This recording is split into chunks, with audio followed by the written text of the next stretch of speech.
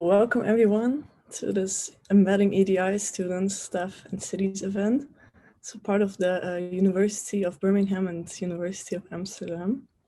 And this strategic partnership between the two universities was formed in 2019 to focus on two areas,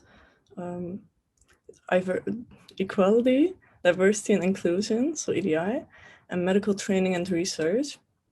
And EDI is an issue that is of the highest importance to both of the cities, as they are located in highly diverse areas.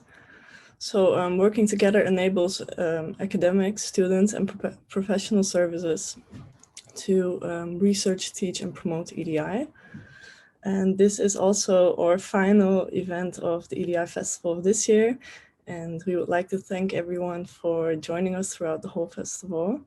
And we're already looking forward to seeing you again next year. My name is Dila. I'm 19 years old. I am a student ambassador and I'm in my second year of communication sciences. As a student ambassador, we have a lot of different roles, but our main focus is to bring students and staff together, embrace the diversity of our community, and ignite broader conversations about how we can foster a more inclusive student community. Hi, I'm Kamil. I'm the UvA EDI ambassador from the University of Birmingham. I'm a fourth-year master's student studying urban and regional planning. And the reason why I wanted to take an interest and sort of explore EDI was because it can really feed into our wider roles beyond just how we work at the university and actually influence on my career and really impact everyone and not just the people involved in it. So I'll let you carry on, Dila. All right, so we will get started in a few. You can post your questions to the panelists in the Q&A box, and then we will anonymously post them to the panelists after the panel discussion. And in terms of housekeeping, this meeting is being recorded, but only the panelists, so the people who have their cameras turned on, are visible. And a live transcription should also be visible on your screen. As you can tell, the chats have been turned off, but as I have mentioned, if you have any questions, please feel free to put them in the Q&A box. And without further ado, let's get started. So we're lucky enough to be joined by a panel of two expert speakers. We're going to explore the complexities of EDI within higher institutions and the communities in which higher institutions contribute to. So Jo and Anne, could you introduce yourselves for me? Hi, yeah, I'm Jo Duberley. I'm Deputy Pro-Vice Chancellor for EDI at the University of Birmingham. And I'm Anne de Graaf, and I'm Chief Diversity Officer at the University of Amsterdam. Cool. So we'll start off with two presentations. Firstly, Jo, and then we'll move on to the Q&A at the end. You can post your questions in the Q&A box throughout the meeting, and then we'll get to them at the end. And I'll let you start now, Jo. Okay, so as I said, I'm Jo Duberley, DPVC for EDI at the University of Birmingham. I've actually been at Birmingham for nearly 20 years, but I've been in this role for just over a year. And I'm also a professor in the business school. And I thought actually, in terms of just talking a little bit about EDI at the university, it might be useful first to give you some, and I know this doesn't sound very exciting, but to give you some figures about the University of Birmingham, just to understand what the institution looks like. So if we think about the University of Birmingham, the first thing I think that would hit you is it's a large university. We have over 36,000 students on campus, but it's also a fairly diverse university. We have quite a diverse student body in terms of ethnicity, as you can see from the slide. We also have a sizable portion of students who are coming to Birmingham from relatively socioeconomically deprived backgrounds, or as first generation in their family to go to university. 11% of our students have declared disability, and we have a relatively high proportion of Muslim students for a research university in the UK at 10%. Interestingly, we also have a relatively high proportion of Jewish students here at Birmingham, so we've got quite a nice religious diversity as well. And 9% of our students have declared themselves as identifying as LGBTQ+. So that's the student side. And I think it is, as a picture, it presents a very diverse picture. If we look at the staff side, it's a little bit less diverse. Only 22% of our staff are from ethnic minorities. And actually, I think we have to recognise that the representation of ethnic minority staff decreases quite dramatically at more senior levels. 6% of our staff have declared a disability, and just under 7% have declared that they identify as LGBTQ+. So it's a diverse institution, it's a big institution, but there are differences between the staff side and the student side, which we'll come back to in a bit. Now, I was really pleased to be asked to talk about what EDI means for Birmingham, because we've actually just been through a very extensive consultation process with all of our staff and students, involving focus groups, surveys, to try to identify what priorities our community want us to have as a university in terms of EDI. And not surprisingly, they came back with a whole host of areas where they think we could do better, actions that they want us to take. But we've kind of grouped those into 3 core thematic areas, each of which has got a whole host of actions and activities associated with it. So the first one is our university community want us to create a more inclusive environment. They want us to develop a community where everyone feels welcome, included, and empowered to succeed. And that environment, it's not just about the physical environment. Yeah, we had discussions around, artwork, accessibility to the physical environment, but it's also around the culture. It's about raising awareness of EDI issues and giving people the skills to make practical actions in their area to create a more inclusive culture. The second thematic area is around dismantling barriers. And our staff and students are very keen for us to look at the structural barriers that are faced by certain groups within the university, and to wherever possible remove those in order to create more equitable outcomes. So essentially, they were asking us to look at and redesign perhaps our processes of recruitment, promotion, induction, progression, to make sure that we are not disadvantaging particular groups. And then finally, they also recognised a need for us to embed EDI across the institution. So what we heard very strongly, particularly from our staff, but also from our students, was that they don't want EDI to belong just to the centre. They want it to be embedded in all of our behaviours, our actions across the university. So it becomes business as usual to consider EDI in all of our activities. So that's our kind of strategic focus going forward as an institution. I think it was also, I thought it might be quite useful to tell you some of the things that we're doing at the moment, some of our areas of activity for embedding EDI, both for students and for staff. And if we start with students, one of the reasons I can be quite confident that the figures I told you on slide 1 are right, or pretty accurate anyway, is because we went through a very extensive process in 2019 of asking our students to declare their diversity information and explaining to them why we needed this, which is essentially, so, because in order for us to make sure that our service provision is tailored towards the needs of particular student groups. And that was very successful. And having had that data, we in 2020 did a Who We Are programme where we reflected that back to the student and staff community to really raise awareness of just how diverse the university is. But it also really helped us in terms of myth busting, challenging some of our preconceived ideas. And the first example I wanted to give you actually was around our mentoring provision. So we have a careers network that does mentoring for students using external mentors. And there was a myth that existed that ethnic minority students don't put themselves forward for mentoring or are less interested in the mentoring service. Actually having the data, what we could do and show is that actually they are just as likely to put themselves forward. And that's really forced us, or not forced us, encouraged us to think much more about the composition of our mentors and work on the diversity of our mentors, because we now know we have a really diverse group of students who, as mentees, we should be looking to diversify that mentor pool as well. Another area we've been doing quite a lot of work recently is around participation in sport. I think historically we know that not just at Birmingham, at many universities, participation in sport has tended to be a more white middle class type activity, particularly in team sports. So UB Sport has been engaging extensively to try and encourage more diversity in our sporting provision.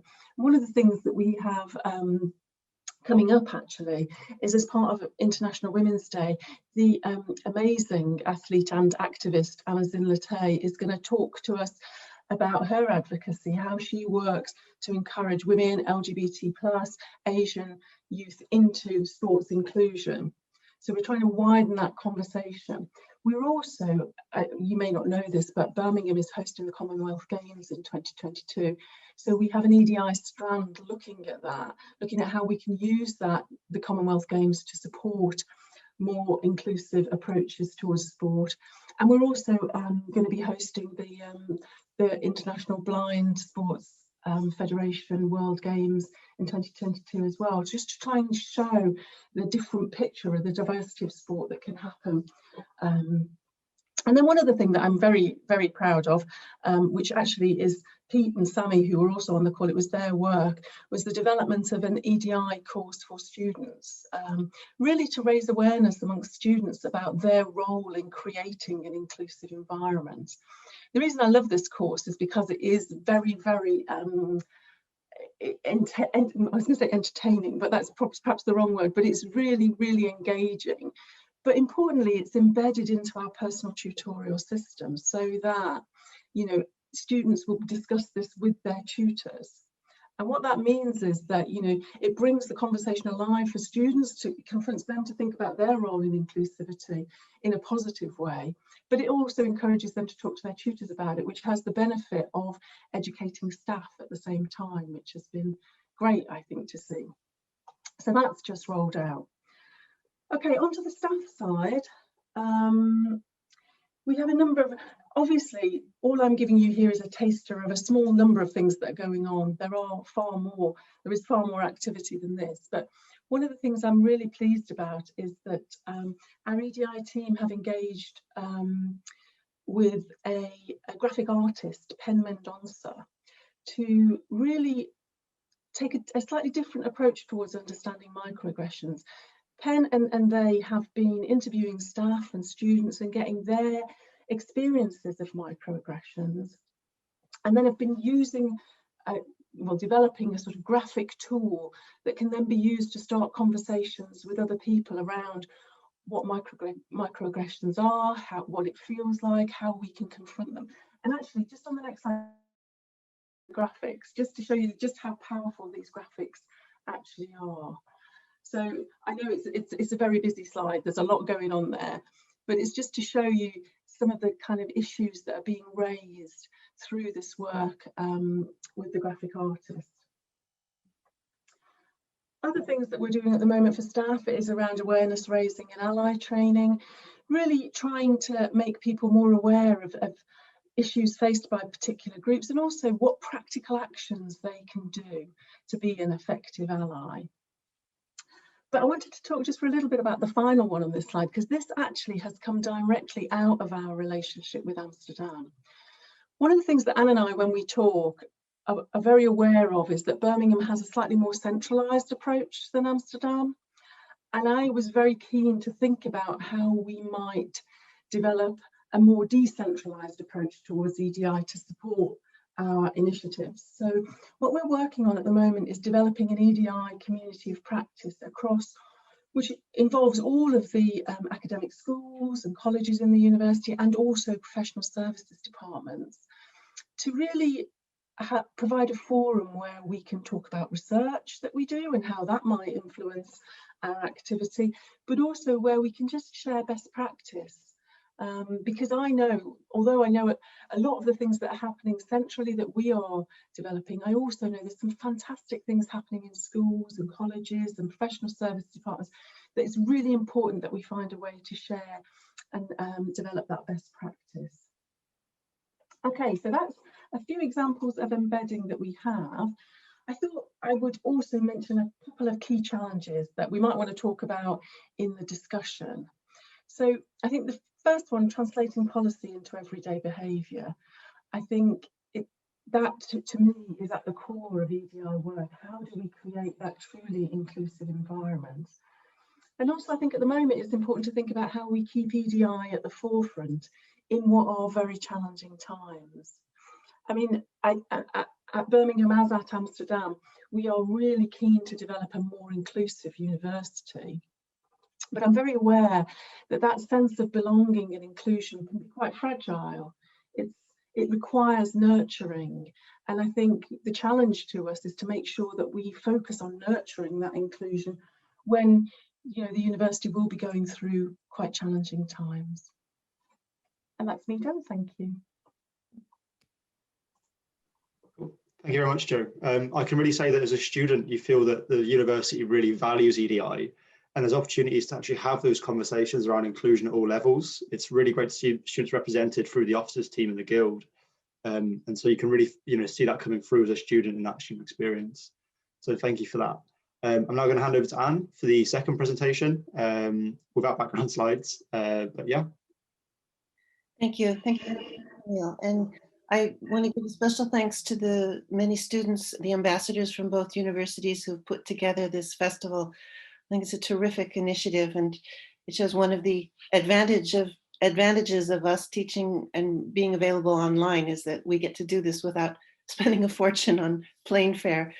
But I also wanted to highlight that we have a very special relationship with the University of Birmingham, and before COVID, we were flying back and forth, and we were visiting each other, and we were learning from each other.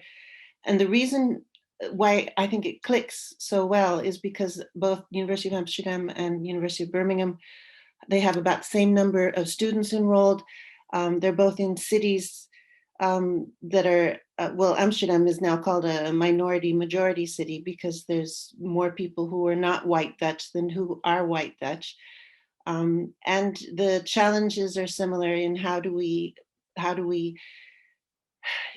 enrich our programs and enrich our curricula with more students and more staff from different backgrounds. A little bit of background about me. I'm originally from San Francisco. You can probably hear that in the accent. And my background is international relations and specifically peace and conflict studies. I teach 2 days a week. I teach human rights, human security, and I teach peace building. So it's quite a challenge actually to be Chief Diversity Officer at University of Amsterdam. One of the things that I'm very excited about with Birmingham is that they're so far ahead of Amsterdam in embedding actual policy. And this is one of my big challenges. And Birmingham says that what they really like about us is that UvA works with, opens up listening spaces for students and have involved student voice and student agency in designing policy.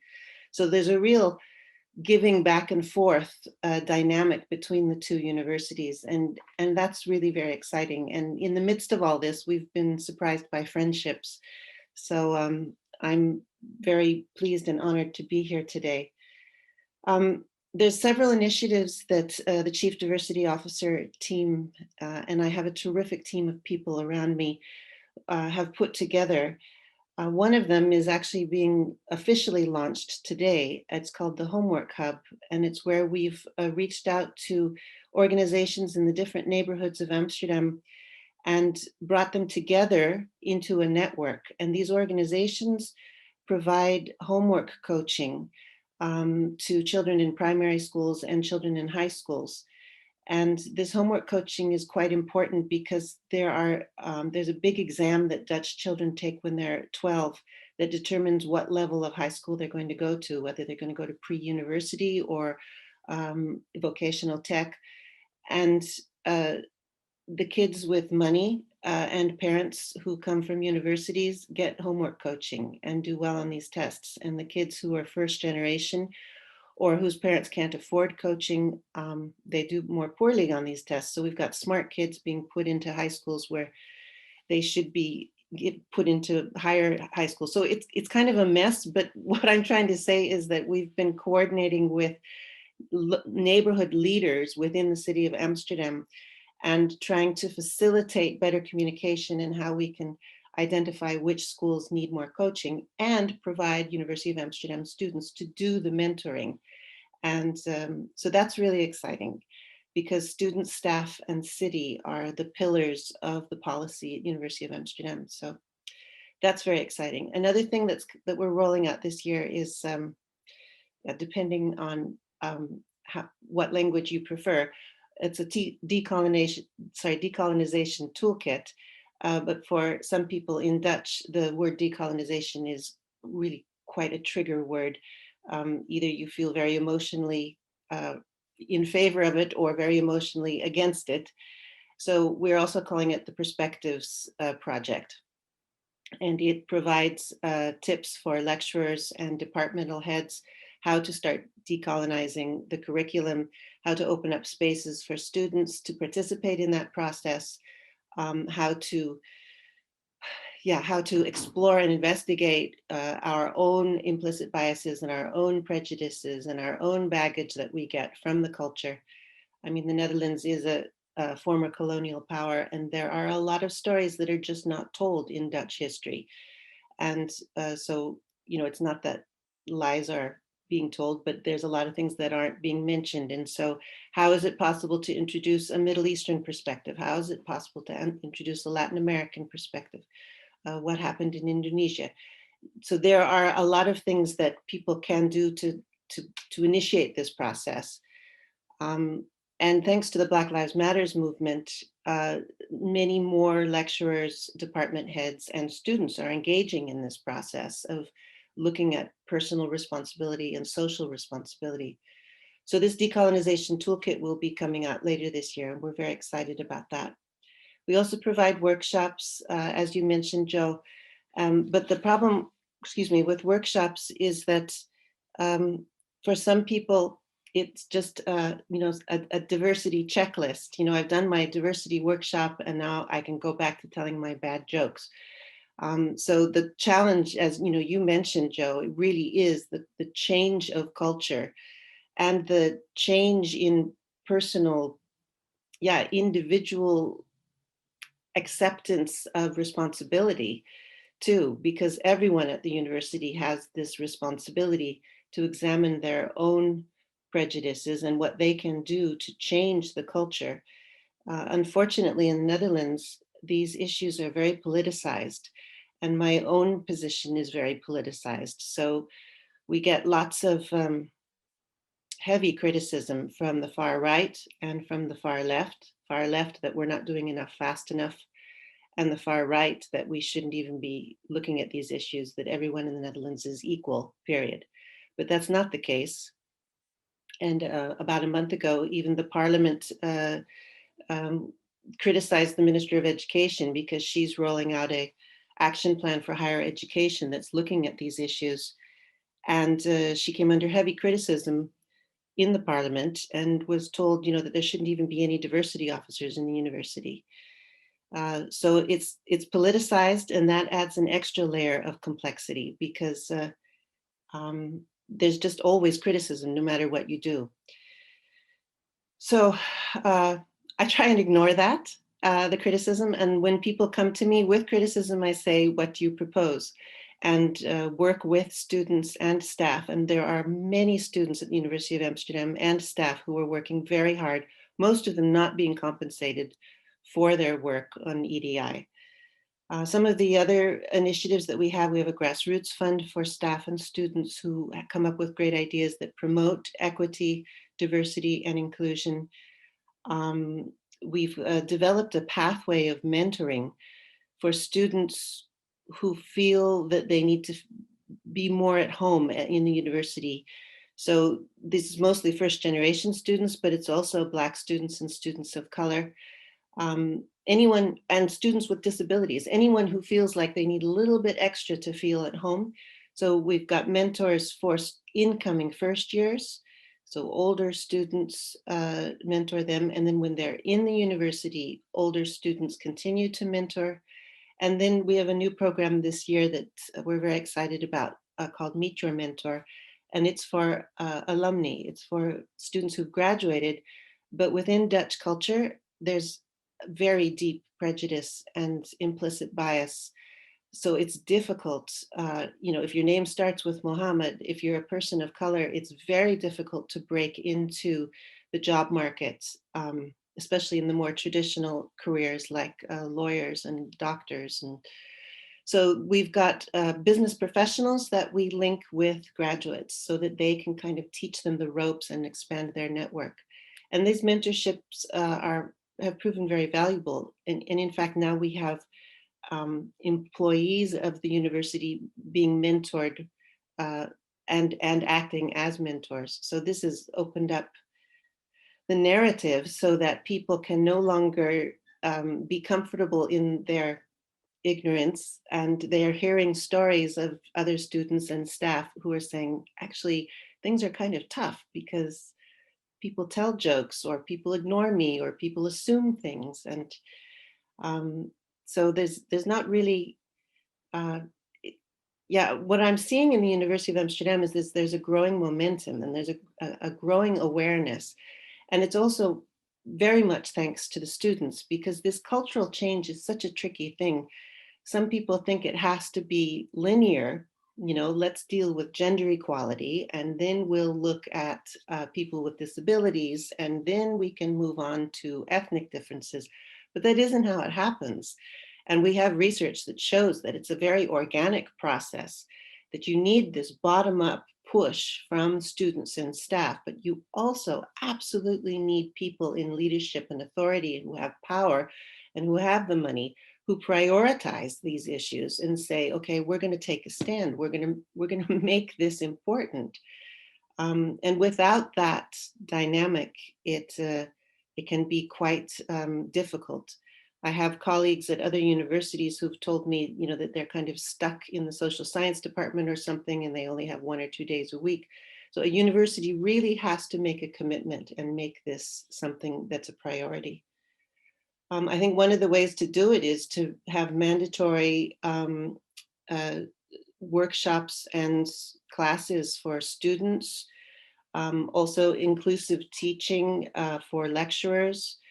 We often hear people, when we call people out or they have bystander allyship training, that they say, yeah, but, I didn't mean it badly, and that's, the intent is often not malicious, but the impact on people when they are treated these ways, it can be devastating. And so we're trying to raise awareness about that as well. Jo started her presentation with beautiful statistics. This is a big handicap in the Netherlands. It's against the law to collect statistics about ethnicity. And that means we're driving blind. So we're the Ministry of Education and this Dutch National Bureau of Statistics, we're piloting with a few universities the idea of very carefully seeing if we can come up with something that they're calling a cultural barometer, where we can very carefully start to measure who comes from what kind of background. But it's extremely controversial, and especially with elections coming in March in the Netherlands, this has kind of been tabled because it's seen as something that would polarize. But it's terrible because it means, at least in Britain, you can say, this is how bad the problem is. We have a problem, but here we know we have a problem, but we can't even, it's very difficult to measure. And because we're a university, that's one of the languages that speaks to people is statistics. But we're working on it.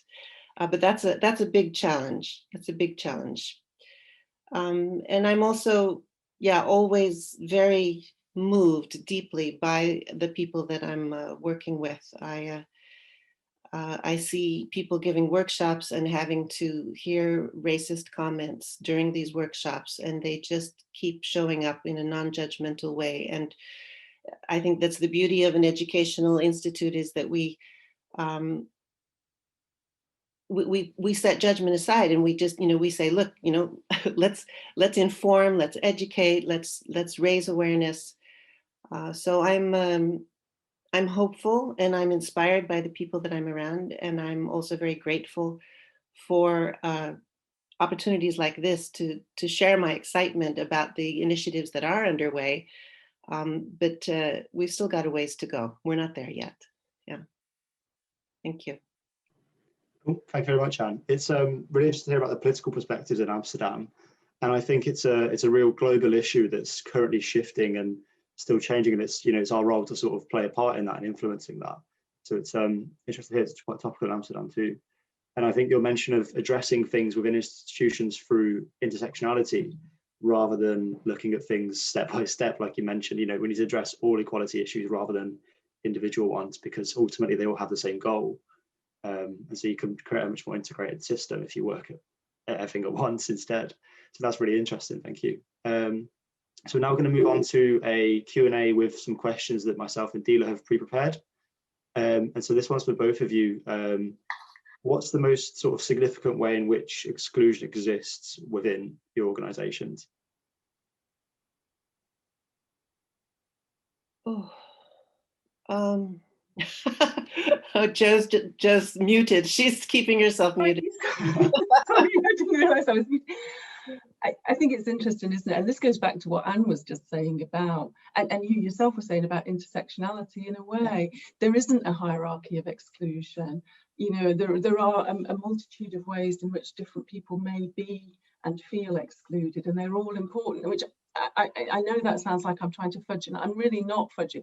It's just I wouldn't want to say that one form of exclusion was worse than another. I really do think that it's something we need to address across the board and in an intersectional way, which is actually really hard to do. So I think it's really, we do look for advice on how we adopt that kind of intersectional approach. I think so. First, I'd like to look at exclusion of students, and then I'd like to look at exclusion of staff. So students are excluded in very subtle but very powerful ways. So the student associations at the university have a strong party culture. If you come from a culture where you're not interested in drinking a lot, you're excluded. And so we're working with the boards of the student associations. So these are like fraternities and sororities. I'm not too sure what the Birmingham equivalent is, but anyway, we're working with the student leaders about how to make their associations more inclusive and how to have events that aren't just focusing on drinking. It's really interesting you say that, Anne, actually, because one of the things we found is that when we do put on, or when the associations put on non-drinking events, they have leapt in popularity, as have actually alcohol-free halls. That there is a group that, as you say, have been excluded, definitely, because of that sort of party element. Yeah, so that's one way, and learning about it by listening to students and saying, why aren't you going out, and why are you feeling excluded? For staff, I think we have a heavy implicit bias. People hire people who are like them. So I'm trying to get the different human resource departments to work with what I call multiple competencies, so that we're not just hiring people who have a good teaching or research record or who manage to land big grants. They're important too, but we should, in addition, alongside that, we should have competencies like intercultural communication skills, coaching skills, emotional intelligence, contribution to a community. And if we use those competencies, then it's not a question of affirmative action and, oh, she was hired because she's a woman. But no, she was hired because she has these competencies. And if you want to be hired, you need to work on these competencies too. But the exclusion happens directly and indirectly, and needs to be, we need to pull ourselves out of denial and say, look, these things are happening. Why are they happening? How can we correct it?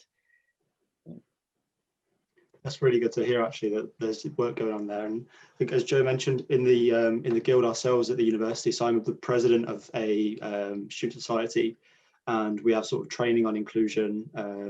And also, whenever we plan to host an event, we're actually made to sort of make sure that the event is inclusive and how different groups can make sure that, you know, they've got access and no one's excluded from that. So there is systems that the university puts in that make events and society event planning better, and basically streamline the process of for student societies to make it easy to incorporate inclusion. So I think we've got a few more questions from me and Dila, and then we'll move on to the Q&A from the guests.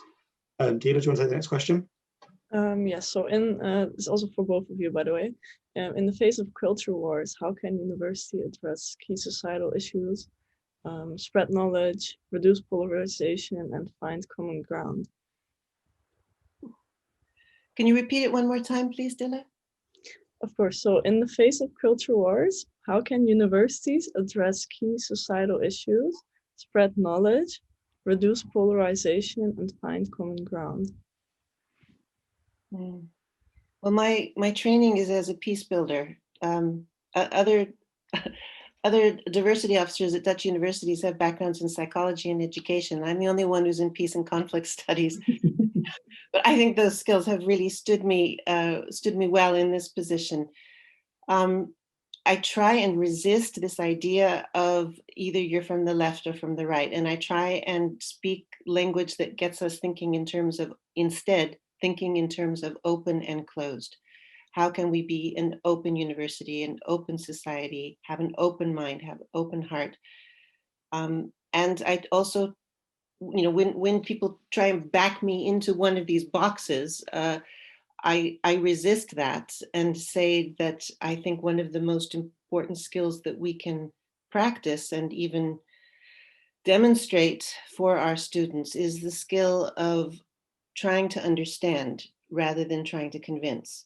So how do we have a conversation with someone that we disagree with, but the goal is to understand them and understand their perspective?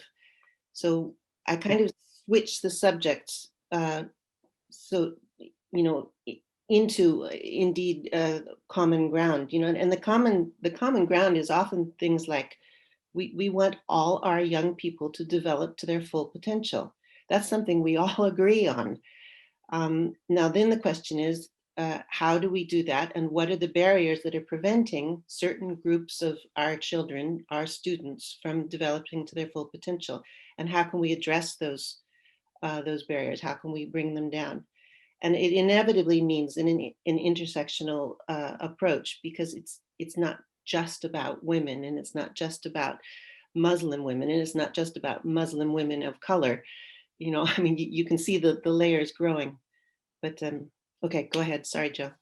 No, I mean, I totally agree with you. I think from my perspective, I think diversity itself is critical to education, because part of education is getting to understand different perspectives, that people come from different backgrounds, have different views.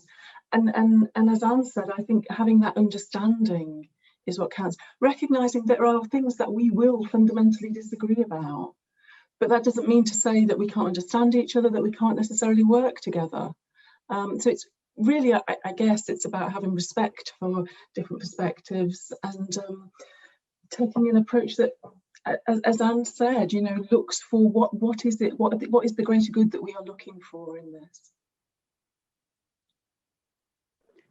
Cool, thank you very much. So the next question, I think, is for Jo. In the UK, what are the implications of the appointment as a free speech champion? What does that mean for your role as well? Well, that's an interesting one, isn't it? I mean, to be honest, I was going to say between us, but obviously it's not between us. There's a lot of people in this room. I mean, part of me, you know, as a university, we have a statutory duty to ensure freedom of speech. So in some senses, the job is a job that is unnecessary. It's solving a problem that doesn't really exist. Certainly for us, we don't have an issue with freedom of speech. And we don't actually know how it's going to play out, because we're looking now at what's going to happen. We haven't got a clear idea of what actually this person is going to do. But I have a suspicion it's much more of a political role than that it's actually going to impact, well, I hope then it's going to impact on the university. I mean, one thing, we as a university are very keen to maintain our intellectual autonomy, you know, that we do encourage debate, we encourage people who have very different perspectives to come to the university to debate their perspectives. And we have a really positive approach towards making sure that when there is an event that could be contentious, that we consider all the different angles, we ensure things are, you know, that security, we ensure everything is organised well. So I'm hoping that it won't have a large impact on us. I'm slightly worried about the kind of politics behind it, if I'm honest, but I think it's an unnecessary role, really. That's interesting, thank you. Dila, do you want to take the next one? And then after that, we'll move on to the actual Q&A from our guests, because we've got quite a fair few questions coming in already. Yes. As we move forward to blended learning, what are the EDI implications such as digital accessibility and digital poverty? What are the challenges? Is that what you said? Yeah, so what are the EDI implications, challenges indeed? Well, we're already seeing, I mean, I started teaching a year ago online, and so it's been a year now, and we're already seeing that there's a different kind of bullying, a different kind of digital bullying that's going on. Students are WhatsApping each other during the lecture with bad comments or bad jokes or humiliating observations. So we're already seeing that it can get very aggressive and very ugly, even without the lecturer being aware of it. You know, before we had situations where lecturers were ignoring it, but they knew it was going on, and now it's difficult to isolate and identify. There's also a big problem because some students don't have access to Wi-Fi, you know, or good Wi-Fi, solid Wi-Fi, and especially in the high schools and in the primary schools, we're seeing a big problem that, you know, children are falling very far behind. Some students, if they're at home, don't have a quiet place to study. So, you know, and blended learning, yeah, I'm concerned because I see with my own students that they're struggling on a lot of different levels. And the ones who were vulnerable before are even more vulnerable now. So the students who were having problems communicating, or who were struggling with depression, or, you know, who are having a problem with an eating disorder or with sleeping disorders, now because of the added stress and the added uncertainty and the added fear and the lack of human contact, they're even more vulnerable. So yeah, the implications are that I think we need to be asking more questions and listening to the students about their concerns and about their experience of blended learning. Too often I hear people in authority speaking on behalf of the students and saying, this is the policy that we need for our students. And I'm like, so where are the students at this decision-making table? Why aren't we hearing their experience of this? Yeah, I agree with that. And I think there are concerns, I think, around digital poverty, around exclusion, around bullying, around isolation. The one thing I would say, though, is, to me, in some senses, the EDI implications are going to depend on how blended the learning is. You know, to what extent we actually manage to, in conversation and consultation with our students, develop an approach that is truly blended, that takes the best of, you know, accessibility perhaps from the digital side, but also the face-to-face teaching going forward in the future. Because I have had disabled students say to me that, you know, the university has put in place quickly things that they would have been asking for a very long time, because we've suddenly had to do that for all students. So there are some potential benefits within this, and I think what we need to do is really spend some time thinking about, you know, what is the best blend, and that won't be the same in all subject areas. It won't be the same, you know, in all disciplines. But where can we get to a really creative mix that works for staff and students going forward? There are also positive implications. I mean, I'm sounding like a really negative person, but there are positive ones too. I mean, in January, I just gave a peace building class based on Rwandan peace building, and my 14 students and I, we were Zooming twice a day with students in Kigali, with the UN in Kigali, with NGOs, with women's groups, with LGBTQI groups in Rwanda. And, you know, we're very inspired by their, you know, their efforts towards reconciliation. And they also put a lot of things in perspective for us, because we think, you know, we've got a problem. And then you talk to someone in Kigali and you realize, you know, that it's very relative. But that would never have been possible without the kind of online teaching that we were doing. And ironically, the only meeting that we had where there were technical problems was when we met with the UN.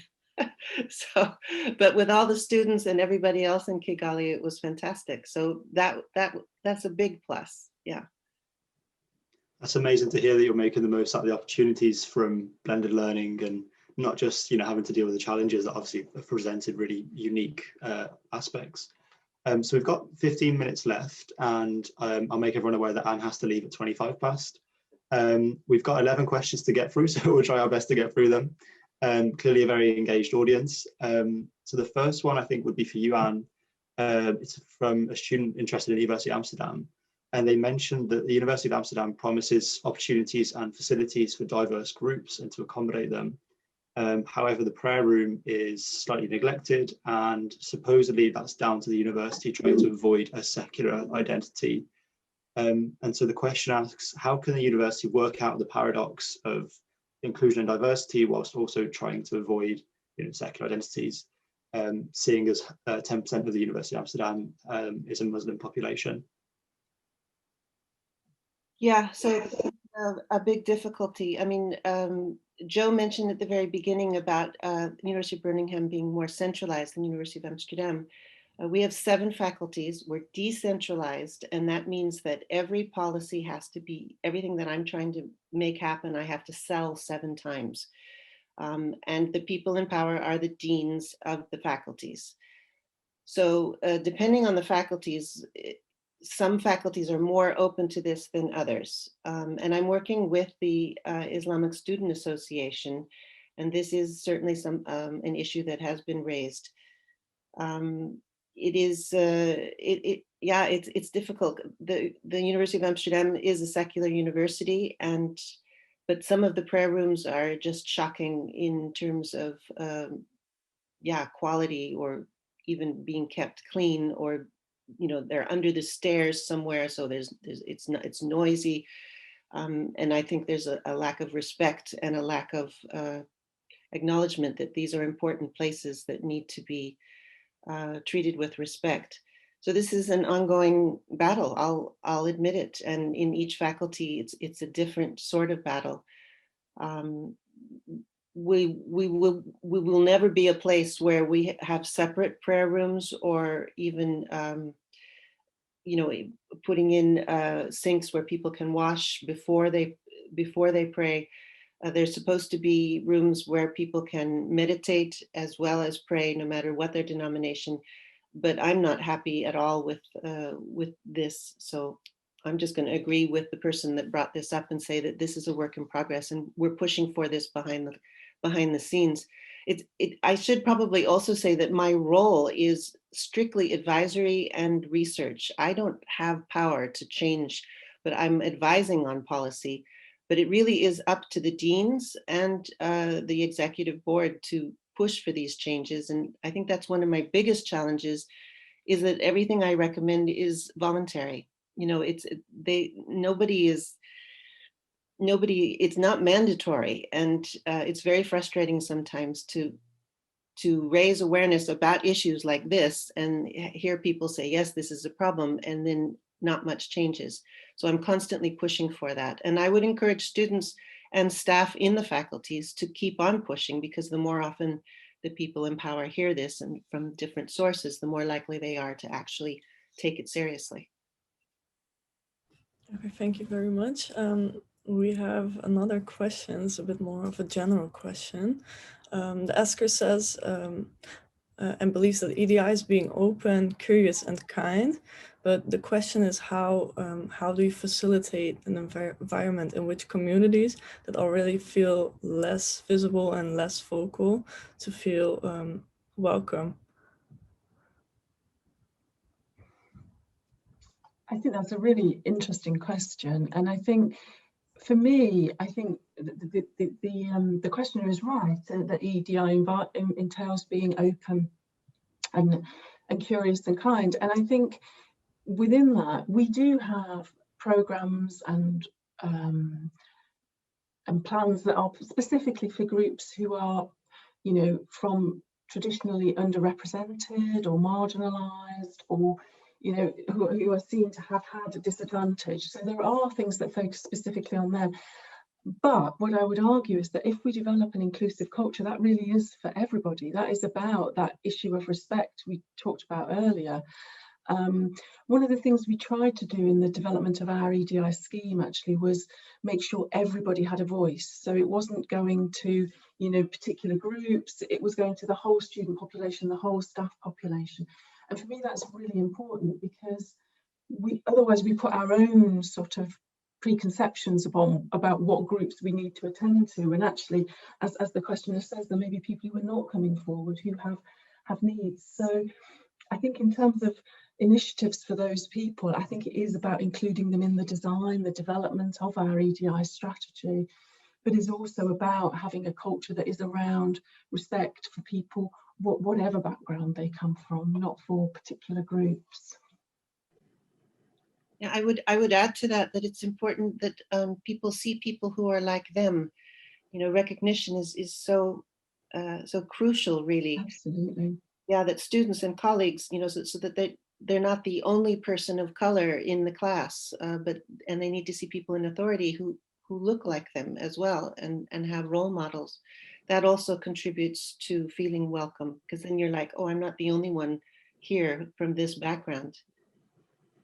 That's really interesting. Actually, I sort of resonate with that. At University of Birmingham, we've got over 300 student societies, and you know, there's different ethnic societies for different backgrounds and groups and just cultures for people to get involved in. So it was really reassuring to sort of see a Polish one for, you know, my own background, and being able to join in with that, and also having, you know, people not from Poland and from different cultural groups engage with that group and really share that. So I think having that representation through students as well is really important, and having the opportunities for societies to easily start up and, you know, include everyone and represent different voices is really good from the University of Birmingham. So Anne, before you go, there's two quick questions about the Dutch initiatives. So firstly, is there any student initiatives that non-Dutch speakers can join relevant to the Homework Hub? And also, in terms of subsidies that you mentioned previously during your presentation, are there any books or podcasts that you'd recommend on the topic? So all our initiatives, so the University of Amsterdam is bilingual, Dutch and English. So everything is in Dutch and in English.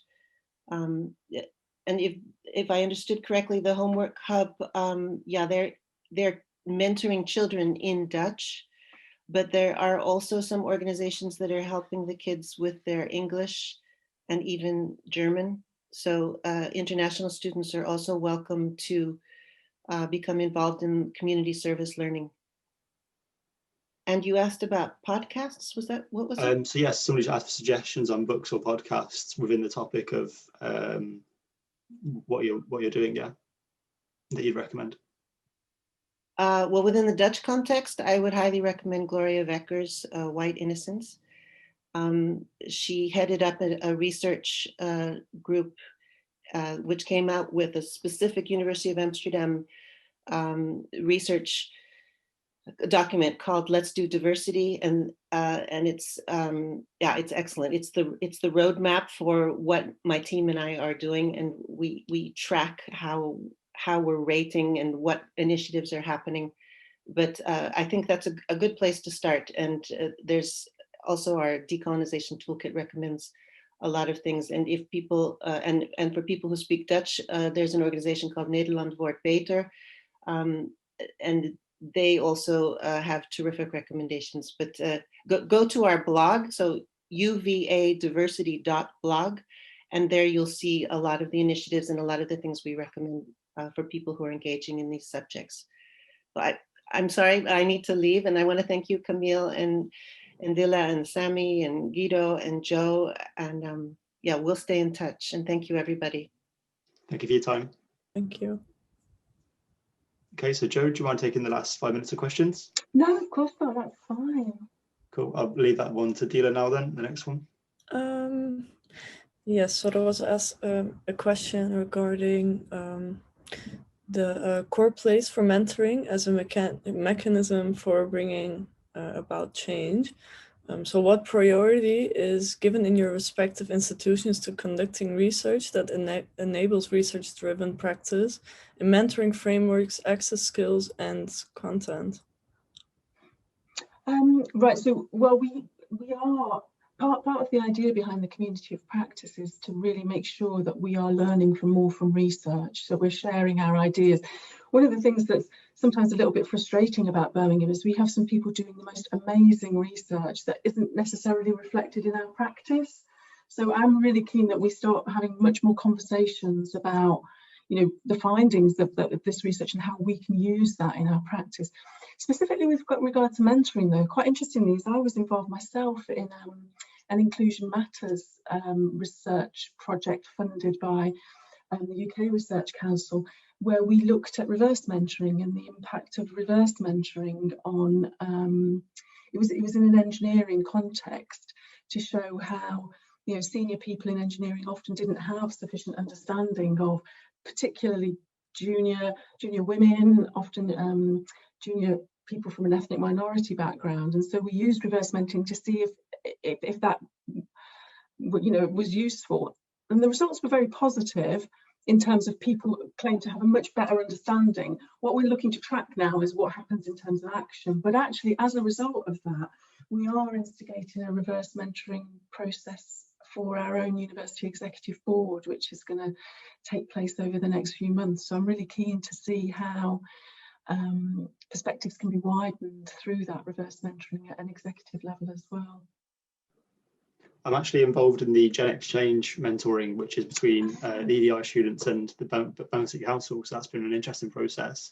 And it really does feel like reverse mentoring does work. And it's interesting to see, you know, the perspective change and also just see what it can lead to. So it's a really interesting process, yeah. Yeah, I think the important thing is, and that certainly from the research, what we're seeing is the important thing is that you have a good framework for it, because it can be quite difficult for the mentor, particularly if they're dealing with someone much more senior to them. So, but that's certainly something that we are learning from research as to how best to do it. There's a question about the UoB academic staff being incentivized to engage with EDI because of the link between citizenship and promotion, and so seeing EDI as a reward for professional services. So the question asks, how can we reward professional service staff for engaging with EDI, seeing as it's not currently embedded within job descriptions? How can it become more ingrained within the roles of the staff at the university?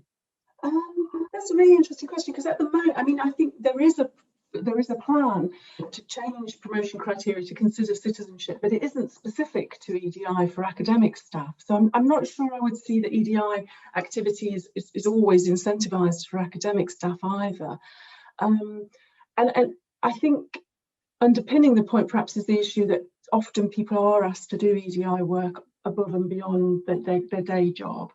And I think that is something that I am talking to the director of HR and to senior managers about. How do we make EDI something that is valued? How do we incorporate it into PDRs, professional development reviews? How do we ensure it's incorporated in promotion?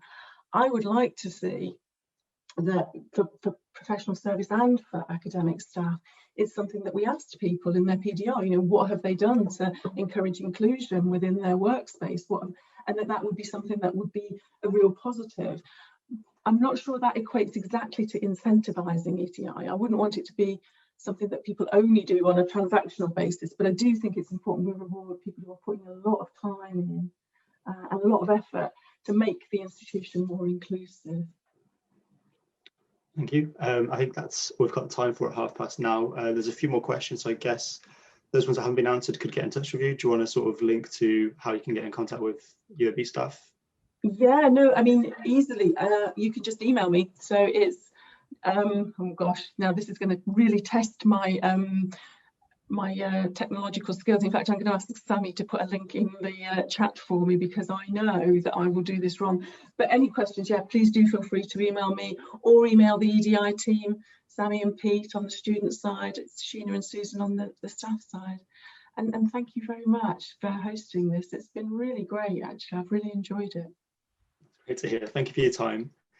So for everyone, the event will have been recorded. It will eventually its way online, accessible to watch back. Might take a few weeks for our team to process through editing it and refining it, but this will be available online to sort of reflect on and, you know, really hear again the key points from Jo and Anne. So thank you all for coming. Thank you to our panelists, Jo and Anne. Dila, do you want to say bye as well? Thank you. And yes, incredible how many questions we got. It's sad that we couldn't answer all of them, but I very much enjoyed it, and I want to thank Jo one last time. No, thank you very much. That's great. All right, see you everyone.